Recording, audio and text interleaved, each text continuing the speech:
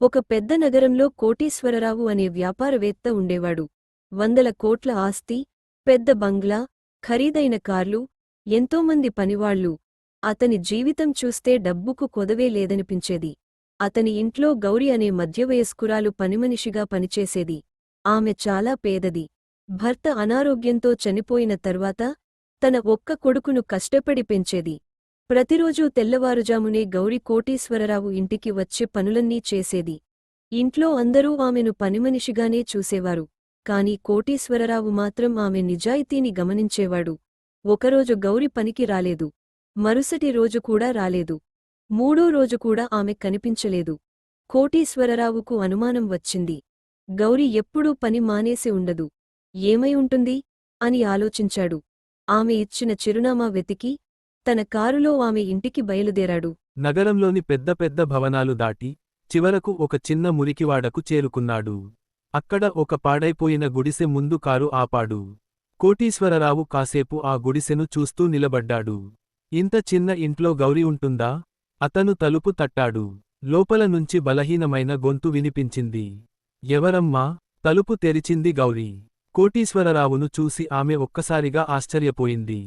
అయ్యా, మీరు ఇక్కడికి ఎందుకు వచ్చారు? కోటీశ్వరరావు లోపలికి అడుగు పెట్టాడు. అక్కడ ఒక పాత మంచం, ఒక చిన్న స్టవ్, 2 పాత్రలు తప్ప మరేమీ లేవు. ఒక మూలలో గౌరి కొడుకు మంచంపై పడుకుని ఉన్నాడు. అతని ముఖం జ్వరంతో మండిపోతోంది. ఏమైంది ఇతనికి? అని కోటీశ్వరరావు అడిగాడు. గౌరి కన్నీళ్లు పెట్టుకుంటూ, 3 రోజులుగా జ్వరం తగ్గడం లేదు అయ్యా. ఆసుపత్రికి తీసుకెళ్లడానికి డబ్బులు లేవు. అందుకే మీ ఇంటికి కూడా రాలేకపోయాను అంది. కోటీశ్వరరావు గుండె ఒక్కసారిగా కదిలిపోయింది. డబ్బులు లేవని నాకు ఎందుకు చెప్పలేదు? గౌరి తలదించుకుని, అయ్యా, నేను మీ దగ్గర పని చేస్తాను. జీతం తీసుకుంటాను. ప్రతి చిన్న కష్టానికి మీ దగ్గర చేయి చాచడం నాకు ఇష్టం లేదు అంది. ఆ మాట విన్న కోటీశ్వరరావు కళ్లలో నీళ్లు తిరిగాయి. అతను వెంటనే తన డ్రైవర్కు ఫోన్ చేసి, కారు తీసుకురా, అబ్బాయిని వెంటనే మంచి ఆసుపత్రికి తీసుకెళ్దాం అన్నాడు. ఆ రోజు గౌరి కొడుకును ఆసుపత్రిలో చేర్పించారు. అతనికి అవసరమైన చికిత్స అంతా కోటీశ్వరరావే చేయించాడు. కొన్ని రోజుల తర్వాత ఆ అబ్బాయి కోలుకున్నాడు. గౌరి చేతులు జోడించి, అయ్యా, మీరు దేవుడిలా వచ్చారు.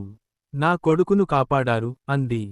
కోటీశ్వరరావు ఆమె చేతులను పట్టుకుని, గౌరి, నన్ను దేవుడని అనకు.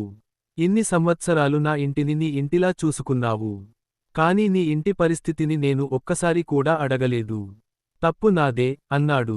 కోటీశ్వరరావు తీసుకున్న నిర్ణయం ఆ రోజు నుంచి అతని జీవితం పూర్తిగా మారిపోయింది. తన కంపెనీలో పనిచేసే పేద ఉద్యోగులు, డ్రైవర్లు, వాచ్మెన్లు, పనిమనుషుల కుటుంబాల కోసం ప్రత్యేకంగా ఒక సహాయ నిధిని ఏర్పాటు చేశాడు. ఎవరైనా అనారోగ్యంతో బాధపడితే వైద్యం, పిల్లలు చదువుకుంటే విద్యా ఖర్చులు, ఇల్లు లేని కుటుంబాలకు ఇళ్ల నిర్మాణం అన్నీ ఆ నిధి ద్వారా చేయించాడు. అంతేకాదు, గౌరి గుడిసె ఉన్న ప్రదేశంలో ఒక చిన్న కాని అందమైన ఇల్లు కట్టించి ఆమెకు ఇచ్చాడు. ఇల్లు చూసిన గౌరి కన్నీళ్లు పెట్టుకుంది.